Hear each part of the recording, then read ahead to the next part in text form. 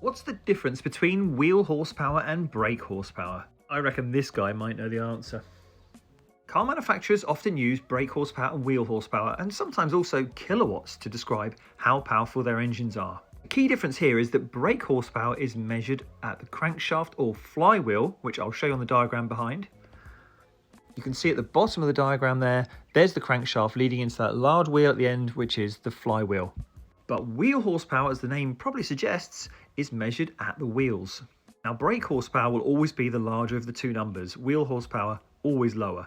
This is because it's further down the chain and there is more loss. By the time the power's gone from here into here, this is the first measure of brake horsepower, but wheel horsepower still has to go through the transmission, needs to go through drive shafts and into the wheels, and that will always have some element of loss. So inevitably the number will be lower. But does it really matter? And why do manufacturers even have this? Well, why do they choose brake horsepower? Because simply it's a bigger number. Sounds better, doesn't it? Sells potentially more cars. But does it really matter which one you use? Not in the slightest, as long as you don't get the two muddled up. That's the main reason. It's not apples and oranges. It's got to be the same BHP to BHP or WHP to WHP.